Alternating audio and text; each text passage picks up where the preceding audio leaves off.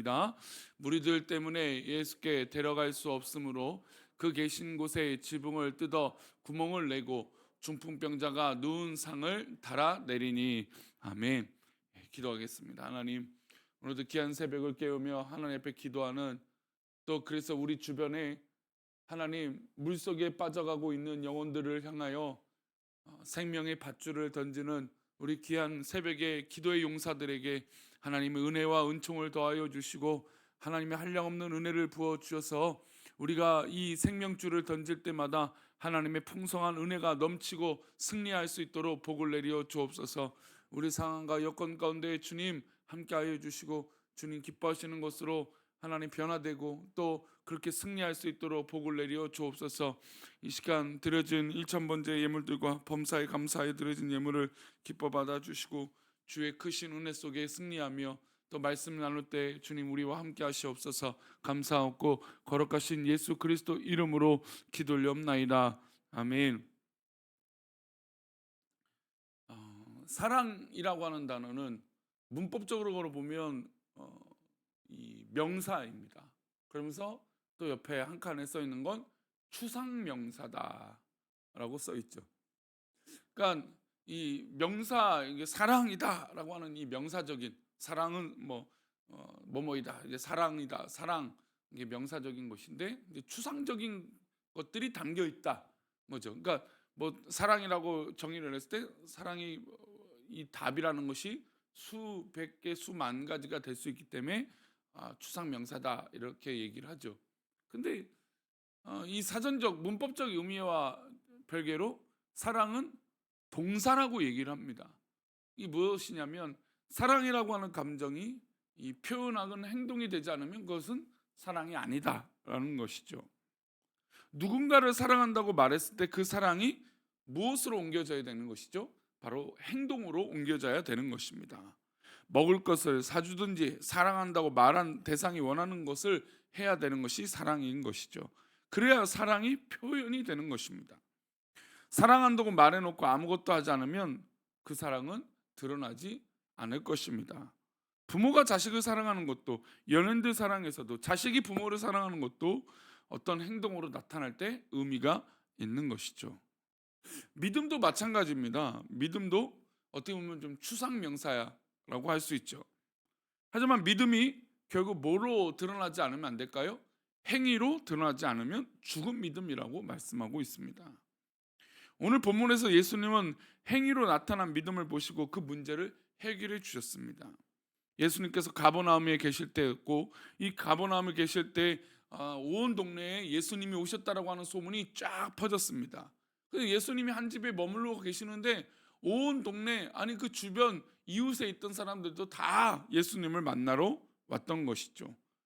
그래서 예수님 곁에 온 사람들은 예수님의 말씀을 듣기 원함이었고, 예수님께 병을 고침을 받기 원함이었습니다.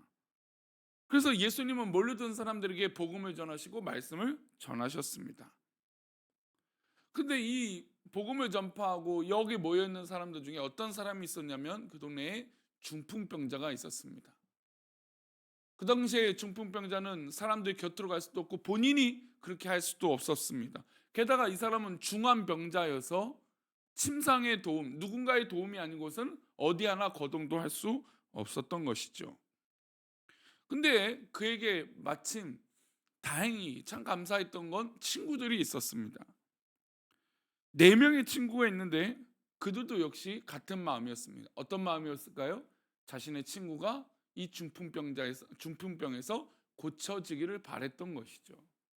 물론 그 당시로 말하면 저주받을 병이고 함께할 수 없는 병이었지만, 그래도 친구로서 사랑했던 마음과 함께하고자 하는 마음이 컸던 것이죠.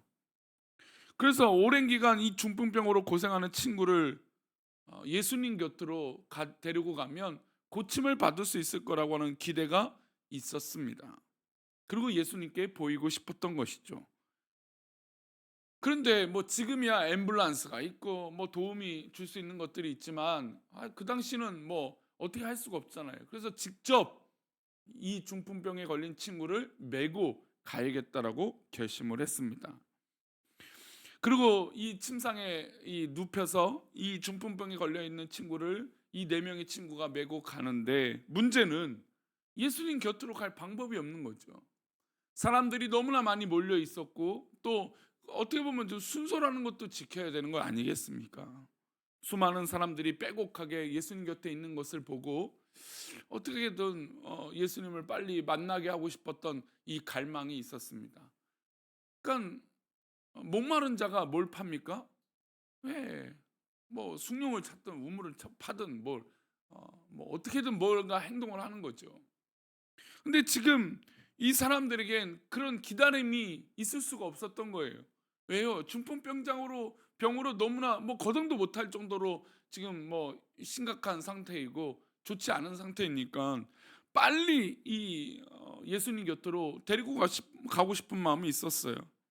그래서 이 친구들은 지금 순서나 뭐 어떤 방법을 생각한 게 아니라 무조건 빨리 지금 예수님 곁으로 가야겠다라고 하는 다급한 마음이 있었던 것이죠. 그래서 이 친구들이 지붕 위로 올라가게 됩니다.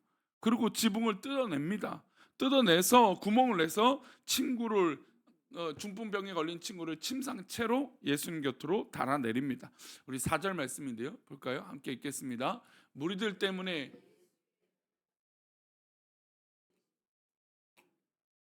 구멍을 내고 누운 상을 달아내리니, 지붕을 뜯어 구멍을 내고 중풍병자가 누운 상을 달아내렸습니다. 이게 참 놀라운 거죠. 사실 이런 뭐 생각을 뭐 누군가는 할 수도 있겠죠. 그러니까 사람들이 생각은 할 수는 있어요. 그러나 그 생각을 할 수 있는 것을 행동으로 옮긴다는 건 굉장히 중요해요. 물론 이 장면을 가지고 논란이 있을 수 있습니다. 순서도 지키지 않고 여러 가지 그 중풍병이라고 하는, 그 당시 이 전염병이라고 생각했기 때문에, 저주받은 병이라고 생각했기 때문에 사람들이 혐오하는 거였잖아요. 막 그런 상황들이 다 복합적으로 있는데, 여러분 누군가는 저 어떻게 예수님 곁으로 빨리 어떻게 해봐야지 하는데, 생각으로 거치는 사람들은 있을 수 없는 거죠. 이룰 수 없는 거죠. 지난주 우리 말씀 주일 예배, 뭐 이제 돌아온 주일도 마찬가지지만, 혈루병에 걸린 여인이 사람들 무리에 다 예수님이 가득 있으니까 본인이 유출병이라 이게 예수님 곁으로 간다는 게 너무나 어려웠어요, 현실적으로. 근데 아마 거기 모여 있는 사람들이 다 그랬겠죠. 예수님을 만나고 예수님께 대화하고 예수님께 병 고침을 받고 다 그랬을 거예요. 근데 그 여인은 예수님 곁으로 가기 위해서 안 돼요. 정면 돌파가 안 되는 겁니다. 그래서 뒤로 돌아가요. 뒤로 돌아가서 예수님과 뭐 손을 잡거나 이게 도저히 안 되니까 예수님의 뭘 잡고자 결심을 했습니까? 옷자락이라도 만져야겠다. 근데 그 옷자락을 만질 때 그 믿음이 있었어요. 내가 옷자락에 손을 대면 구원을 얻겠다. 그러니까 고침을 받겠다. 물론 고침이 받겠다라고 하는 뜻으로 이 구원으로 해석이 할 수도 있겠지만, 성경은 분명히 엄밀하게 그 단어를 군부라고 했어요. 그 여인은 옷자락을 만질 때 내가 구원을 받겠다라고 생각을 했던 거예요. 지금 예수님이 설교를 하시고 병든 자를 고치고 있는데, 아니 지붕이 뜯겨지니 아마 지붕에서 뭐 이 흙집이니까 얼마나 막 먼지도 날리고 사람들이 야 너희들 거기서 뭐 하냐 막 소리도 치고 막 이게 막 소리 뭐 여러 가지 시끄러웠을 겁니다.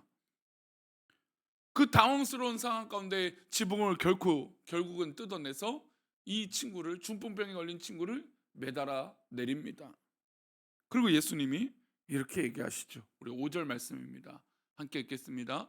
예수께서 그들의 믿음을 보시고 중풍병자에게 이르시되 작은 자여 내 죄 사함을 받았느니라 하시니, 예수님께서 보신 것은 그들이 뭘 보신 겁니까? 믿음을 보신 거예요. 믿음이라는 것이 결국에 이런 행동으로 드러내야 예수님이 보실 수 있다는 겁니다. 여러분 기도도요, 우리가 생각을 하는 것이 기도가 아니라고 말합니다. 아니 생각은 누구나 하죠. 해결되기를 바라고 고침받기 원하고 뭔가 이루어지기를 바라는 마음은 갖고 생각을 합니다. 그러나 내 입으로 하나님 앞에 고백되지 않으면 그것은 기도가 아니라는 것이죠. 물론 내 생각도 아시니 우리 하나님께서 그 마음을 아시고 이루어 주실 수도 있어요. 그 입장은 하나님이시죠. 주님의 입장이시죠. 우리가 마땅해야 될 건 우리가 기도에 무릎을 꿇고 두 손을 모으고 하나님 앞에 읊조리는 것이에요. 그게 기도죠. 믿음도 결국 뭐 많은 사람들이 믿음 생활 해야지, 어떻게 살아야지 생각을 해요. 그러나 그렇게 행동하지 않으면 결국 그 열매가 이루어지지 않고 성숙할 수 없는 것입니다. 주님은 이 친구들에게 믿음을 보셨다라고 말씀하고 있습니다. 지붕 위에 올라간 모습, 지붕을 뜯어내는 모습, 지붕을 뜯어내서 친구를 내려보내는 모습, 그 모든 것을 주님은 믿음의 모습이라고 말씀하고 있는 것이죠. 만약 이들이 아무것도 행동하지 않았다면 결국 이 친구, 중풍병자 걸린 친구는 예수님의 고침을 받을 수 있었을까요? 물론 끝까지 기다렸다면, 다 사람들이 떠나가고 예수님 만났다라면 가능할 수도 있겠죠. 그러나 이런 행동을 하지 않았다면 고침을 받을 수 없었을 것입니다. 오늘 우리는 어떤 믿음을 주님께 보여드려야 될까요? 주님은 우리의 믿음을 보자고 말씀하세요. 저는 주님을 사랑합니다. 마음속 깊이 믿음을 가지고 있고 정말 주님을 사랑합니다. 그렇게 우리는 생각을 하고 있다면 우리가 정말 주님을 사랑한다라고 믿음의 모습을 보여드려야 되는 것이죠. 만약에 우리에게 주님께서 입증해 봐라 라고 말씀해 보신다면 우리 성도님들은 어떻게 입증하실 수 있겠습니까?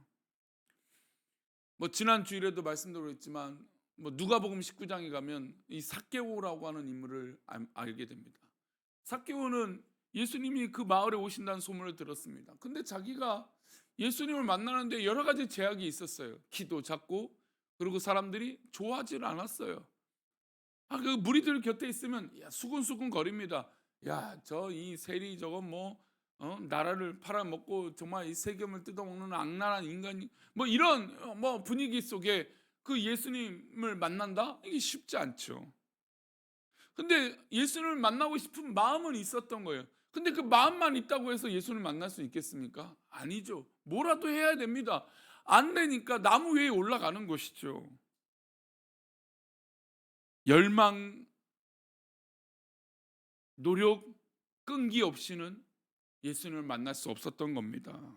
돌 무화과 나무에 기어 올라가서 예수님을 기다렸습니다. 예수님이 지나가시는데 딱 눈이 마주쳤던 것이죠.